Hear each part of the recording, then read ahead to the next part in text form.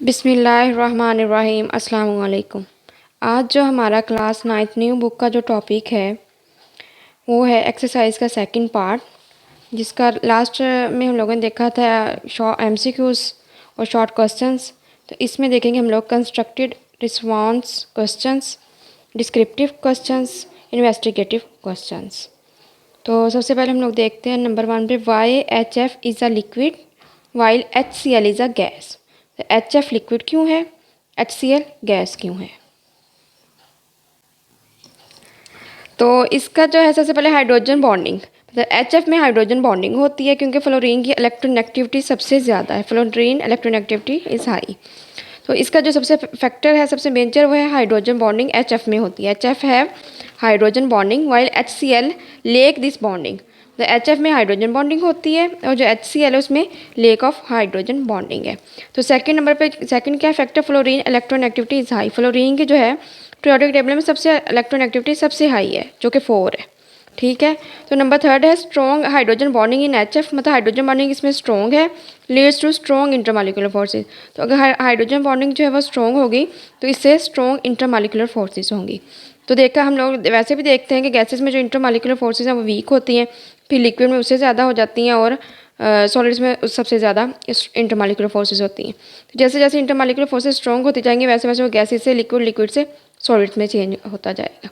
तो इसमें strong hydrogen bonding है तो स्ट्रॉन्ग इंटरमॉलिक्यूलर फोर्सेज है। क्यों है? क्योंकि फ्लोरीन की जो इलेक्ट्रोनेगेटिविटी है वो सबसे हाई है। तो ये क्यों है? मेजर किस वजह से? हाइड्रोजन बॉन्डिंग की वजह से।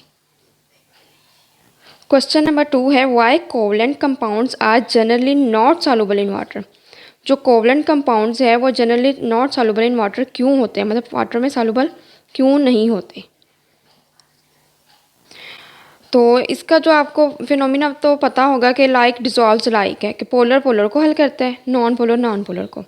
तो वाटर जो है एक पोलर कंपाउंड है या सॉल्वेंट है, जबकि जो कोवलेंट कंपाउंड्स हैं वो नॉन पोलर होते हैं। ठीक है। तो जो अब जो जिससे अगर हम फर्स्ट करें जो ऑयल है उसको वाटर में डिज़ोल्व कर दें या पेट्रोल है उसको वाटर में डिज़ोल्व करें, तो डिज़ोल्व तो नहीं होगा, उसके ऊपर जो एक लेयर बन जाएगी, हमें पता चल जाएगा ये डिज़ोल्व नहीं हुआ। ठीक है। तो ऐसे ये इनकी जो है लेयर बन जाती है वाटर के अंदर, तो वो हमें पता चल जाता है कि ये वाटर जो है पोलर है और जो कोवलेंट कंपाउंड्स है ये नॉन पोलर है। The principle like dissolve likes states that substance with similar polarity tend to dissolve each other. मतलब इसमें लाइक डिजॉल्व लाइक है कि जिनकी सिमिलर पोलैरिटी होगी वो एक दूसरे को डिजॉल्व कर सकेंगे, मतलब पोलर पोलर को हल कर सकेगा और नॉन पोलर को डिजॉल्व कर सकेगा या हल कर सकेगा। तो इसमें कुछ जो है ये मतलब 80% ये फिनोमिना है, कुछ 20% जिस तरह अल्कोहल है उसमें OH ग्रुप आ जाता है ना, तो वो हाइड्रोजन बॉन्डिंग की वजह से वाटर में सॉल्युबल हो जाते हैं, है तो वो भी कोवलेंट कंपाउंड, लेकिन उसमें वो जो है हाइड्रोजन बॉन्डिंग की वजह से कुछ कंपाउंड्स ऐसे हैं कोवलेंट कंपाउंड्स जो कि वाटर में सॉल्युबल हो जाते हैं। इसी तरह जो है कार्बोक्सिलिक एसिड्स वगैरह हैं, कुछ और भी हैं कंपाउंड जो कि उनमें पोलैरिटी थोड़ी बहुत आ जाती है जिसकी वजह से वो वाटर में सॉल्युबल हो जाते हैं। तो वो एक्सेप्शनल केस होते हैं, लेकिन जो आम जो रूल है वो यही है कि लाइक डिजॉल्व लाइक है, जो कोवलेंट कंपाउंड्स है वो वाटर में डिजॉल्व नहीं होते। तो आगे जाके हम बड़ी क्लासेस में देखेंगे एक्सेप्शनल केस कि केमिस्ट्री जो है एक सही बात कर रही होती है, लेकिन एक दो चीज़ें हैं कि उसमें आके वो उसको एक्सेप्शनल में चली जाती हैं, उसको नहीं मानती। तो ये भी कुछ चीज़ें होती हैं। तो यहाँ पे भी यही दोबारा बात कर देती हूँ कि जो वाटर है वो पोलर सॉल्वेंट है, जबकि कोवलेंट कंपाउंड्स हैं नॉन पोलर है। तो पोलर पोलर को डिजॉल्व करते हैं, नॉन पोलर को। ठीक है। तो ये नॉन पोलर में डिजॉल्व होंगे और पोलर पोलर में। क्वेश्चन नंबर 3 है, how do metals conduct heat. जो मेटल्स है हीट कैसे कंडक्ट करती हैं? तो बिल्कुल इलेक्ट्रिसिटी जैसे इलेक्ट्रिसिटी कंडक्ट करती हैं वैसे ही हीट कंडक्ट करती हैं। तो सेम फिनोमिना है, क्यों? फ्री इलेक्ट्रॉन्स की वजह से। मेटल्स है फ्री इलेक्ट्रॉन्स। तो आप लोगों ने जब मेटेलिक बॉन्ड पढ़ा था तो आप लोगों ने देखा था कि फ्री इलेक्ट्रॉन्स होते हैं that are not bounded to the atoms, जो कि एटम्स के साथ बाउंड नहीं होते, मतलब वो फ्रीली मूव कर रहे होते हैं। तो वो कलेक्टिवली सारे एटम के जो न्यूक्लियस हैं उनके साथ, जितने भी एटम्स हैं सबके न्यूक्लियस के साथ कलेक्टिवली उन पर अट्रैक्शन होती है, बाउंड नहीं होते। तो ये है कि उनके फ्री इलेक्ट्रॉन होते हैं that are not bounded to the atoms, मतलब मेटल्स अपने इलेक्ट्रॉन लूज करके तो क्या है एटम्स में आइंस में चेंज हो जाती हैं उनके जो एटम्स होते हैं। तो these electrons are freely to move around within the metal. तो ये इलेक्ट्रॉन जो है मेटल में फ्रीली मूव कर रहे होते हैं, कोलाइडिंग विद मेटल एटम्स या मेटल आइंस। जो इलेक्ट्रॉन लूज कर देते हैं तो वो आइंस में चेंज हो जाते हैं ना, तो जो मेटल एटम है या मेटल आइंस हैं उनके साथ कोलाइड करते हैं, ठीक है। तो and transferring heat to them efficiently, तो इनको फिर हीट ट्रांसफ़र करते हैं एफिशिएंटली। क्वेश्चन नंबर 4 है, how many oxides does nitrogen form. Nitrogen कितने ऑक्साइड्स बनाता है। Write down the formula of oxides, तो उन जो ऑक्साइड्स के फार्मूलाज लिखे। नाइट्रोजन जो है ज़्यादातर 5 ऑक्साइड्स ऑफ नाइट्रोजन, मतलब 5 ऑक्साइड्स बनाता है। तो कौन कौन से हैं फार्मूलाज। नाइट्रिक ऑक्साइड है, सबसे पहले NO होता है जो कि कलरलेस और ऑडोरलेस होती है, ना उसका कोई कलर होता है ना उसकी कोई खुशबू होती है। सेकंड नंबर पे nitrogen dioxide NO2। Nitric oxide NO, nitrogen dioxide NO2। तो ये जो NO2 है ये ब्राउन गैस होती है और पंजेंट स्मेल होती है। जो NO है वो कलरलेस होती है और डोरलेस होती है, ना उसका कोई कलर होता है ना उसकी कोई खुशबू होती है या कोई स्मेल होती है। इसकी जो है पंजेंट स्मेल, तेज़ स्मेल होती है और ब्राउन गैस होती है NO2 की। इसी तरह नाइट्रस ऑक्साइड N2O, इसे लाफिंग गैस भी बोल देते हैं। ये भी कलरलेस होती है और डोरलेस होती है और ये ओजोन लेयर को डैमेज करती है ये गैस भी, ये लाफिंग गैस इसे बोलते हैं। नंबर 4 पे डाई नाइट्रोजन ट्राईऑक्साइड N2O3, इसका जो होता है डीप ब्लू कलर होता है और सॉलिड फॉर्म में या लिक्विड फॉर्म दोनों में होती है, ज़्यादातर सॉलिड फॉर्म में पाई जाती है, ये लिक्विड फॉर्म में भी होती है। नंबर 5 पे डाई नाइट्रोजन पेंटा ऑक्साइड, तो डाई नाइट्रोजन पेंटा ऑक्साइड, तो डाई से 2 पेंटा 5 से पेंटा, यहाँ पे 3 ऑक्सीजन है तो ट्राई ऑक्साइड, तो कलरलेस ये सॉलिड होते हैं, ठीक है। तो इनके नाम से NO NO2, उन्होंने फार्मूलाज देखे हैं, फार्मूलाज पूछे। तो 5 ऑक्साइड्स होते हैं NO NO2 N2O N2O3 N2O5, इनके इनके नेम है। NO का नाइट्रिक ऑक्साइड है, NO2 का नाइट्रोजन डाइऑक्साइड है, N2O का नाइट्रस ऑक्साइड है, N2O3 का डाई नाइट्रोजन ट्राईऑक्साइड है, N2O5 का डाई नाइट्रोजन पेंटाऑक्साइड है। आगे है question number 5, what will happen if NaBr is treated with AgNO3 in water. क्या होगा जब सोडियम ब्रोमाइड को सिल्वर नाइट्रेट के साथ रिएक्ट करेंगे वाटर की प्रेजेंस में, तो क्या बनेगा। तो ये दोनों साल्ट्स हैं, तो हम लोगों ने जब देखा था नेचर ऑफ बॉन्डिंग में, तो आयनिक कंपाउंड्स की जो प्रॉपर्टीज़ पढ़ी थी उसमें, तो हमने देखा था कि जब दो आयनिक कंपाउंड्स को डिज़ोल्व करें वाटर के अंदर डिज़ोल्व करके उनका रिएक्ट करवाएं, तो दोनों के जो आयन्स हैं वो ऑपोजिटली जो चार्ज आयन्स हैं वो दोनों एक दूसरे के साथ एक्सचेंज कर लेते हैं। जिससे हम लोग ये देखें NaBr है, AgNO3 है, मतलब सोडियम ब्रोमाइड है, सिल्वर नाइट्रेट है। तो ये दोनों को वाटर में डिज़ोल्व किया, तो ये जो सोडियम का पार्ट है, सोडियम पॉजिटिव, ये इस नाइट्रेट के साथ रिएक्ट कर जाएगा और ये जो सिल्वर नाइट के साथ जो सिल्वर है ये ब्रोमाइड के साथ रिएक्ट कर जाएगा, तो सिल्वर ब्रोमाइड बन जाएगा और साथ सोडियम नाइट्रेट। तो जो सिल्वर ब्रोमाइड है इसके येलो PPT बन जाएंगे, तो हमें पता चल जाएगा कि सिल्वर ब्रोमाइड बन गया। छठा है, why does iodine exist as a solid why chlorine exist as a gas. मतलब आयोडीन जो है ये हेलोजन ग्रुप है के दोनों मेंबर्स हैं ना, फ्लोरीन, क्लोरीन, ब्रोमीन, आयोडीन। इसमें जो फ्लोरीन और क्लोरीन है गैसेज होती हैं, ब्रोमीन लिक्विड होता है और आयोडीन सॉलिड होती है। तो इसमें जो है ना ये वाहिद ग्रुप है जिनमें तीनों स्टेट्स पाई जाती हैं मैटर की, मतलब लिक्विड भी, गैस भी और सॉलिड भी, ठीक है। गैस भी है फ्लोरीन क्लोरीन, ब्रोमीन जो है वो लिक्विड है और जो आयोडीन है वो सॉलिड है। तो उन्होंने ये पूछा कि आयोडीन सॉलिड क्यों होता है और क्लोरीन गैस क्यों होता है, क्यों एग्जिस्ट करता है। तो इसमें यही आएगा मेजर पोलराइजेबिलिटी और स्ट्रॉन्ग इंट्रामॉलिक्यूलर फोर्सेस, जिसे कहते हैं लंडन डिस्पर्शन फोर्सेस। तो iodine has significantly stronger intramolecular forces, London dispersion forces, जो कि लंडन डिस्पर्शन फोर्सेस है due to its large size. जब लार्ज साइज होगा और एटॉमिक नंबर बड़ा होगा तो have high polarizability, so iodine exist as a solid.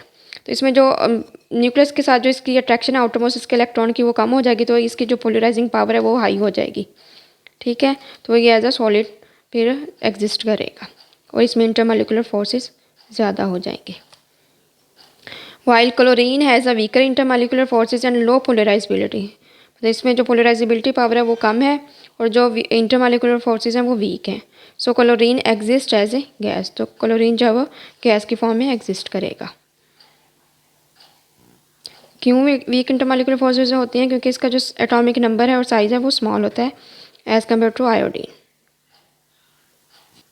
अगला है descriptive questions. Explain the formation of an ionic bond and covalent bond. तो इसमें वो सारा लिख देना, आयोनिक बॉन्ड की फॉर्मेशन, जैसे वो आयोनिक बॉन्ड मैंने टॉपिक पढ़ाया था सारा वो वाला, और कोवलेंट बॉन्ड वाला, तो ये सारा वो लॉन्ग में आ जाएगा। ठीक है, सारी को आयोनिक बॉन्ड जो होता है complete transfer of electron from one atom to another atom, वो सारी डिटेल लिख देनी है। सोडियम के साथ तीन होता है, उसके साथ जो सोडियम क्लोराइड बनता है, तो वो सारी फॉर्मेशन इसकी लिख देनी है। और कोवलेंट बॉन्ड में भी आपने mutual sharing of electrons between two atoms, तो ये दोनों नॉन मेटल्स के दरमियान होते हैं और ये मेटल और नॉन मेटल्स के दरमियान। ठीक है, तो इसमें भी आप लोग एक एग्जांपल लिख दीजिएगा और इसमें भी एक एग्जांपल दे दीजिएगा, और इसकी फिर आगे टाइप्स कर दीजिएगा, लिख दीजिएगा कि single covalent bond, double covalent bond, triple covalent bond, उनकी एग्जांपल कोड कर दीजिएगा। तो अगर आपने मज़ीद डिटेल देखनी है तो आप मेरे पिछली जो है लेक्चर कोवलेंट बॉन्ड या आयोनिक बॉन्ड में जाएँ और वो डिटेल से देखें। तो सेकंड है how do ions arrange themselves to form a sodium chloride crystal. तो जो आइंस हैं सोडियम क्लोराइड के क्रिस्टल में वो कैसे अरेंज होते हैं? तो इसमें यही है कि जो पॉजिटिव है वो क्लोरीन जो एटम्स है उनको सराउंड करता है, जो क्लोरीन है वो सोडियम एटम से सराउंड होते हैं। इसमें अगर आप देख लें सोडियम क्लोराइड का जो क्रिस्टल है उसमें ये जो ब्लू कलर के हैं क्लोराइड आइन है, और सोडियम जो है वो रेड कलर के हैं सोडियम आइन। तो सोडियम का जो साइज़ है वो स्मॉल होता है। क्यों होता है कि वह एक इलेक्ट्रॉन दे के इसके आउटरमोस्ट में जो है वो 8 इलेक्ट्रॉन हो जाते हैं, जो कि 10 है, और इसमें जो है एक लेके इसके 18 हो जाते हैं, आउटर मोस्ट में इसके भी 8 हो जाते हैं और इसके भी आउटर मोस्ट में। तो इसका ये दे के जो है स्टेबिलिटी अटेन कर लेता है और ये लेके स्टेबिलिटी अटेन कर लेता है। तो इसमें जो है इसका जो फिर एटॉमिक नंबर 10 हो जाता है और इसका 18। तो क्लोरीन का जो है साइज़ वो बड़ा है एज़ कम्पेयर टू सोडियम आइन। तो इसमें जो है ईच जो सोडियम आइन है वो 6 क्लोराइड आइन से सराउंड कर रहा है। इसी तरह जो ईच जो क्लोराइड आइन है वो 6 सोडियम आइन से सराउंड कर रहा है। यहाँ पे भी आप सोडियम क्लोराइड का क्रिस्टल देख सकते हैं, जिससे सोडियम आइन है वो 6 क्लोराइड आइन से सराउंड कर रहा है। इस तरह जो एक क्लोराइड आइन है वो 6 सोडियम आइन से सराउंड कर रहे हैं। ठीक है, और ये एक मैक्सिमम डिस्टेंस पे होते हैं, ये मतलब कलेक्टिवली एक दूसरे का मतलब पास नहीं होते, एक मैक्सिमम डिस्टेंस पे होते हैं ताकि इनकी सबकी अट्रैक्शन सेम रहे सोडियम के साथ एटम के साथ। इसी तरह जो सोडियम है वो भी एक मैक्सिमम डिस्टेंस पे होते हैं कि ताकि उनकी जो अट्रैक्शन है ओवरऑल सबके साथ सेम रहे।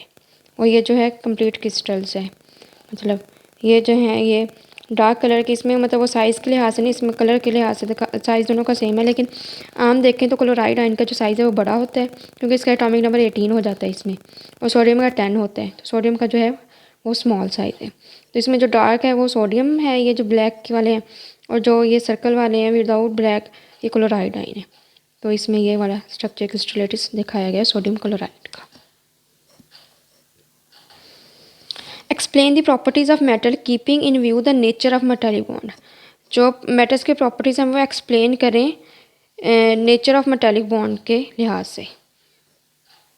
तो ये जो सारी प्रॉपर्टीज़ हैं मेटल्स की, मेटल्स मेटालिक क्लस्टर शो करते हैं, मेल्टिंग हाई पॉइंट और बॉइलिंग पॉइंट जो इनके हाई होते हैं, good conductor of heat and electricity होते हैं, हार्ड एंड हैवी होते हैं, डिफरेंट शेप्स अटेन कर लेते हैं बाय अप्लाइंग प्रेशर या फोर्स। तो ये सारी जो है ये एक्सप्लेन करनी है मेटालिक बॉन्ड के लिहाज से। तो इनकी जो ये प्रॉपर्टीज़ है इनको डिटेल वाइज इनको जो एक्सप्लेनेशन है वो अगले पेज पे दी हुई है। जिस तरह ये मेल्टिंग पॉइंट और बॉइलिंग पॉइंट जो हाई होते हैं वो इनको इस पैराग्राफ में एक्सप्लेन किया है। और अगर आपने डिटेल देखनी है तो वो मेरी वो मेटालिक बॉन्ड वाली वीडियो देख लें दोबारा, उसमें अच्छे से एक्सप्लेन किया हुआ है। इस पैराग्राफ में इस हीट और इलेक्ट्रिसिटी के लिहाज से बताया हुआ है कि किस तरह ये गुड कंडक्टर है हीट और इलेक्ट्रिसिटी के। इसमें इस पॉइंट में और इसमें बताया हुआ है कि हार्ड और हैवी क्यों होते हैं। इसमें बताया हुआ है कि मलेलेबल और डक्टाइल क्यों होते हैं, वायर्स और शीट्स इनकी शेप्स को कैसे चेंज किया जा सकता है प्रेशर में। तो वो सारी प्रॉपर्टीज़ थी और आगे इनको एक्सप्लेन किया हुआ है इधर से इस पूरे पेज पे। और ये आप लोगों ने ये डायग्राम्स भी बनानी है वो अगले पेज पे, ये वाले कि इसमें प्रेशर अप्लाई करते हैं तो ये शेप्स चेंज हो जाती हैं। आगे है compare the properties of ionic and covalent compounds. Ionic और कोवलेंट कंपाउंड्स की प्रॉपर्टीज़ को कंपेयर करें। तो ये सारा जो है टॉपिक आ जाएगा। फोर जो है प्रॉपर्टीज़ जो है आयनिक और कोवलेंट कंपाउंड्स की वो बताई हुई है, और साथ इनके एग्जांपल कोड कर दीजिए कि आयनिक जो है कंपाउंड्स में sodium chloride, potassium chloride, different जो है और भी कंपाउंड्स आते हैं, तो आप दो एग्जांपल कोट कर दीजिएगा। और इस तरह कोवलेंट कंपाउंड्स है तो इनमें मीथेन, बेंजीन और भी डिफरेंट कंपाउंड्स हैं, वो सारे शो कर दीजिएगा। इसमें वाटर भी आ जाएगा और भी बहुत सारे कंपाउंड्स हैं। तो ये सारी ये मैंने, अगर ये आपने टॉपिक देखना है तो तब compare the properties of ionic and covalent compounds वो जाके देख लें मेरी वीडियो में। आगे है 5वां, how will you explain the electrical conductivity of graphite crystals. तो आप कैसे एक्सप्लेन करेंगे electrical connectivity of graphite crystals की। तो ग्रेफाइट जो है इलेक्ट्रिकल कंडक्टिविटी किस लिहाज से करता है, कैसे करता है। A graphite crystal exhibits high electrical conductivity parallel to its layer due to the presence of delocalised electron. मतलब उसकी जो लेयर्स हैं अगर पैरेलल होगी एक दूसरे के, तभी ये कंडक्टिविटी कर सकेगा, हाई इलेक्ट्रिकल कंडक्टिविटी। क्यों होगी, जब पैरेलल होगी तो इनके जो इलेक्ट्रॉन हैं वो डिलोकलाइज्ड हो जाएंगे, तो वो delocalised electron with each layer, within each layer, मतलब हर लेयर के अंदर जो डिलोकलाइज्ड इलेक्ट्रॉन है वो प्रेजेंस होंगे फिर जब पैरेलल अरेंजमेंट होगी इनकी लेयर्स की। लेकिन अगर यही अरेंजमेंट परपेंडिकुलर हो जाए तो इसकी जो कंडक्टिविटी है वो लो हो जाएगी। तो इनकी जो है लेयर्स की अरेंजमेंट पर डिपेंड करता है। अगर पैरेलल होगी अरेंजमेंट तभी इलेक्ट्रिकल कंडक्टिविटी करेगा ग्रेफाइट जो है इसके क्रिस्टल्स, इसकी जो लेयर्स की अरेंजमेंट है वो पैरेलल हो। अगर परपेंडिकुलर होगी तो इसकी जो कंडक्टिविटी है वो कम हो जाएगी, इनकी लेयर्स की जो परपेंडिकुलर अरेंजमेंट है वो कंडक्टिविटी कम कर देगी। ये देखें यहाँ पे जो है ग्रेफाइट की जो लेयर्स हैं वो पैरेलल उनकी अरेंजमेंट, और जो इलेक्ट्रॉन है वो डिलोकलाइज्ड है, ठीक है, या फ्री है। तो इसमें फिर जो इलेक्ट्रिकल कंडक्टिविटी है वो हाई होगी, गुड कंडक्टर ऑफ इलेक्ट्रिसिटी होंगे या हीट होंगे। तो ये है इसकी structure in the parallel form. Layers जो हैं पैरेलल फॉर्म में, अगर यही जो है परपेंडिकुलर फॉर्म में हो जाएंगी, ये मतलब 90 के एंगल पे, तो ये फिर कंडक्टिविटी नहीं करेगा, मतलब बैड कंडक्टर हो जाएगा। आगे है why are metals usually hard and heavy. तो मेटल्स हार्ड और हैवी क्यों होती हैं, तो ये इसी क्वेश्चन में इसी का आंसर भी लिखना है, और यहाँ पे ये अलहदा भी पूछा हुआ है कि मेटल्स हार्ड और हैवी क्यों होती हैं। तो हार्ड और हैवी क्यों होती हैं, in metals the atoms are strongly held and arrange in the form of rows one above the other. तो जो मेटल्स हैं उनमें जो एटम्स हैं वो स्ट्रोंगली हेल्ड करते हैं, अरेंज करते हैं in the form of rows one above the other, एक दूसरे के ऊपर। This arrangement makes them hard and heavy. So इनकी ये वाली अरेंजमेंट है हार्ड और हैवी बनाती हैं। जिससे ये देखें जो इनकी जो अरेंजमेंट है वो इन द फॉर्म ऑफ रोज है, ठीक है, रोज की फॉर्म में है, वन अबव द अदर मतलब एक दूसरे के ऊपर है। तो इसी वजह से जो है ये हार्ड भी होती हैं और हैवी भी होती हैं। और अगर इन पे प्रेशर अप्लाई कर दें तो ये स्लिप कर जाती हैं, तो ये डिफरेंट शेप्स में या वायर्स में या शीट्स में चेंज कर सकते हैं, मतलब डक्टाइल और मलेलेबिलिटी ये शो करती हैं। आगे है investigative questions. The formula of AlCl3 aluminium trichloride in vapour phase is Al2Cl6 which means it exist as a dimer. मतलब इसका मतलब है कि ये डाइमर की फॉर्म में एग्जिस्ट करता है AlCl3, मतलब वेपर फेज में। Explain the bonding between its two molecule. तो इसके जो टू मालिक्यूल्स है उसके दरमियान बॉन्डिंग एक्सप्लेन करें। तो इसमें देखें जो AlCl3 है ये एक पूरा स्ट्रक्चर है AlCl3 का। तो इसमें जो एल्यूमिनियम है वो इलेक्ट्रॉन डेफिशिएंट है, इसके पास 6 इलेक्ट्रॉन होते हैं, ठीक है। ये 3 क्लोरीन के साथ तो कोवलेंटली बॉन्डेड है, लेकिन जो अगले के जो क्लोरीन अगला जो AlCl3 है उसके साथ ऑर्डिनेट कोवलेंटली बॉन्डेड है, ठीक है। अभी यहाँ से ये जो क्लोरीन है इसके पास लोन पेयर, तो ये एल्यूमिनियम को दे रहा है, और यहाँ से जो ये वाला इस एल्यूमिनियम का जो क्लोरीन है जो इसके साथ कोवलेंटली बॉडी अटैच है, तो वो अपना जो एक लोन पेयर है वो इस एल्यूमिनियम को दे रहे हैं ताकि ये स्टेबल हो जाए और ऑक्टेट जो है रूल को फॉलो कर ले। तो इसी तरह ये इसकी फिर स्टेबिलिटी अटेन करता है एज अ डाइमर फॉर्म में।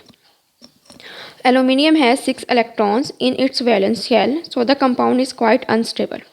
तो जो एल्यूमिनियम है 6 इलेक्ट्रॉन होते हैं इन इट्स वैलेंस शेल में, इस वजह से जो कंपाउंड है वो क्वाइट अनस्टेबल हो जाता है।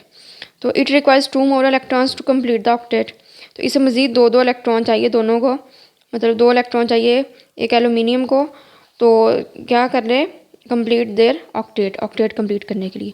There for exist as a dimer, तो Al2Cl6 in order to complete the octet and attain stability, अपना ऑक्टेट कंप्लीट करके स्टेबिलिटी को अटेन करने के लिए। तो इस वजह से ये जो है ये एज अ डाइमर की फॉर्म में एग्जिस्ट करता है AlCl3, तो डाइमर जब बनेगा तो Al2Cl6 हो जाएगा। तो इसमें जो 3 हैं, जो ये वाले जो क्लोरीन है एक एल्यूमिनियम के साथ ये कोवलेंट बॉन्ड के जरिए अटैच है। अब जो अगला कंपाउंड है AlCl3 का, उसका जो Cl है वो जो है वो एल्यूमिनियम के साथ अटैच है, वो अपना लोन पेयर एल्यूमिनियम को दे रहा है। तो ये कोऑर्डिनेट कोवलेंट बॉन्ड इनके दरमियान बन रहा है। जो रेड से है ये है कोऑर्डिनेट कोवलेंट बॉन्ड या डेटिव बॉन्ड, ठीक है। और जो ब्लू हैं ये सारे कोवलेंट बॉन्ड है। अगला है explain the structure of sand SiO2, तो सैंड का स्ट्रक्चर एक्सप्लेन करें। इसमें जो सिलिकॉन है वो जो सिलिकॉन है इसकी जो लेंथ होती है 4 होती है, कार्बन की फैमिली से है ना, कार्बन की फैमिली से। तो ये जो है ये फिर 4 वैलेंसी होता है, इसकी सेटिस्फाई करनी होती है और ऑक्सीजन की 2 करनी होती है। तो एक जो सिलिकॉन है फिर 4 जो ऑक्सीजन एटम है उनसे सराउंड होता है, ठीक है। और इसी तरह ये देखिए ये भी सिलिकॉन है, इसी तरह इनकी जो है फिर रिपीटडली जो अरेंजमेंट बना के ये SiO2 स्ट्रक्चर बना देते हैं। तो इन SiO2 the silicon atom shows tetrahedral coordination, मतलब टेट्रा का मतलब 4 और हेड्रा कोऑर्डिनेशन मतलब इनकी 4 कोऑर्डिनेशन होती है ऑक्सीजन के साथ, मतलब 4 ऑक्सीजन एटम एक सिलिकॉन के साथ अटैच होते हैं with 4 oxygen atoms surrounding A central silicon atom, जो कि सिलिकॉन एटम को सराउंड करें। जैसे ये सिलिकॉन है एटम है तो इसको 4 ऑक्सीजन सराउंड करें, इसी तरह ये सिलिकॉन है तो इसको भी 4 सराउंड करें, इस तरह ये सिलिकॉन है तो इसको भी 4 कर रहे हैं, सिलिकॉन है ये वाला तो इसको भी 4 ऑक्सीजन एटम, इसी तरह ये तो सब में जो है एक सिलिकॉन को 4 ऑक्सीजन एटम सराउंड कर रहे हैं। तो कोवलेंट बॉन्ड मतलब कोवलेंट बॉन्ड के जरिए थ्रू कोवलेंट बॉन्ड। सो इसी तरह फिर एक जैंट स्ट्रक्चर बन जाता है जो कि सैंड का स्ट्रक्चर है, ठीक है। सैंड का फार्मूला है या स्ट्रक्चर। तो यहाँ तक था हमारा लेक्चर। अगर कोई क्वेश्चन है तो आप कमेंट सेक्शन में पूछ सकते हैं। मिलते हैं नए लेक्चर में नई वीडियो के साथ, एक नए टॉपिक के साथ और एक नए चैप्टर के साथ। तब तक के लिए अल्लाह हाफिज़।